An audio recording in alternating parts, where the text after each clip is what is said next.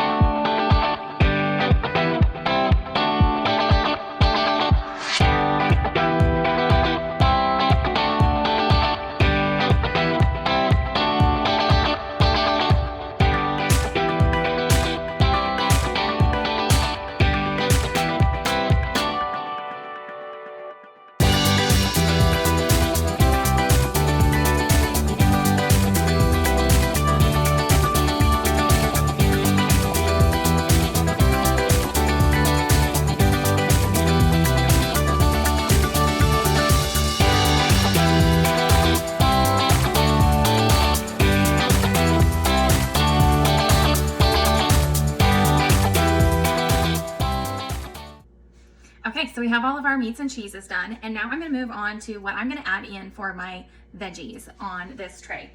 Now, technically, charcuterie is cured meats. However, in today's world, charcuterie can mean literally anything. Whatever looks good goes on a board, a tray, a table, a spread, whatever you want to do. So I typically like to use cucumbers, carrots, some of these mini sweet peppers. You can leave them whole and stick them in your charcuterie, or a lot of times I will cut them down the middle, take the seeds out. That way it's super easy for people to grab and put stuff on it and go on with it. So I have those, and then I also have some cherry tomatoes, which I'll just add those in for little filler everywhere. So let's get those prepped.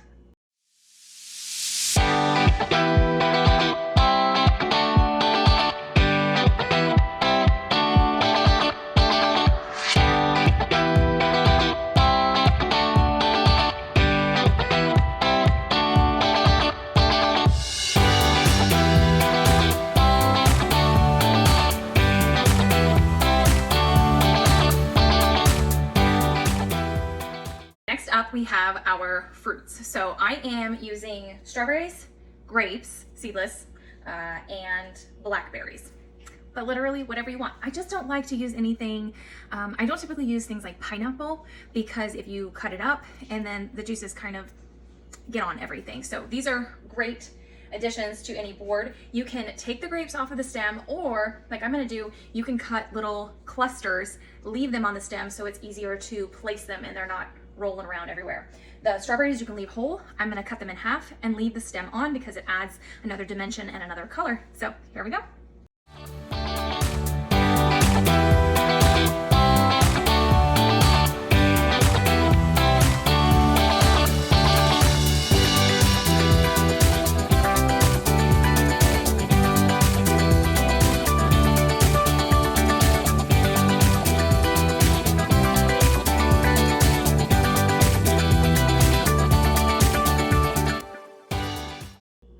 Okay, so here's the final prep step.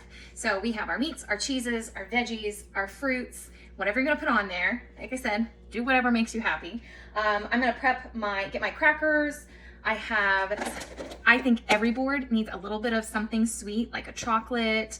I love using these chocolate covered pretzels. It's probably one of my favorites, but anything like that, just for that little offset as you're going through and eating all the other stuff, something sweet to balance it.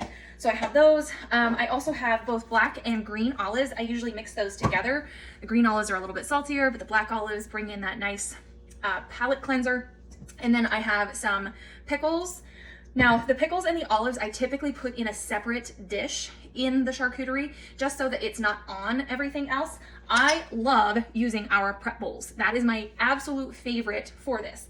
However, this charcuterie is leaving my house. It's going to somebody for, like I said, about 10 people, and I won't be getting any of it back. So I'm not gonna be using my prep bowls. So I grabbed these out of the cabinet. I'm gonna try to utilize this since this is an easy throwaway thing. Or you can also order stuff on Amazon, cute little bowls. I just don't have that today. And I have some mixed nuts. So I'm gonna prep the rest of that, and then we're gonna start putting the board together.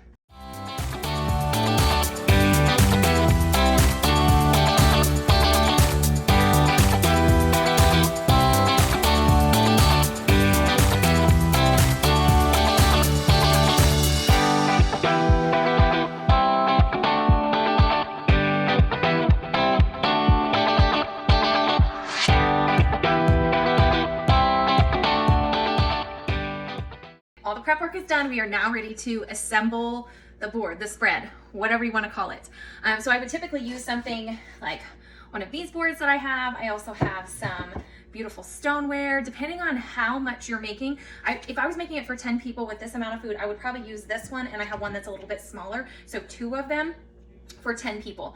However, like I said, this is leaving my house and not coming back, and so I don't want them to have to return anything to me. It's for a family in our church, and so I am actually going to use this box right here. That way they don't have to wash anything, they don't have to do anything. So I have just a cardboard box that I have assembled. That way you can close it up and be done with it.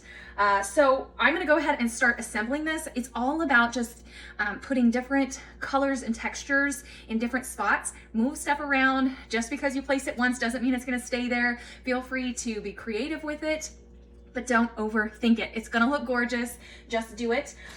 And I haven't decided yet. We'll see what I decide when I start putting it together.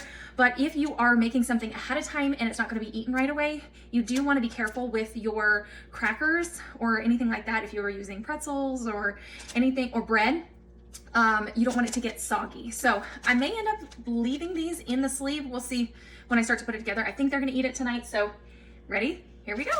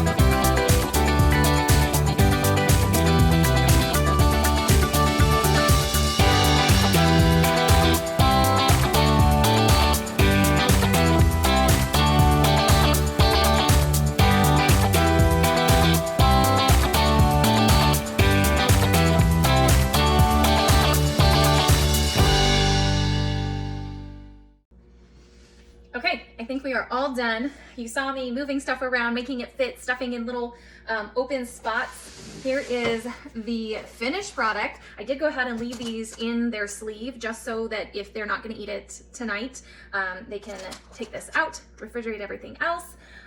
That's pretty much it. And then of course, if they were refrigerating, I would go ahead and take maybe the little cups of mixed nuts out as well, just so they don't get soggy. So just really stuffing everything everywhere. You saw if I got too many of one color towards each other, I broke those up with a different color, different texture. So that is my charcuterie. I hope this was helpful. Let me know if you have any questions and I'm happy to answer. See you guys.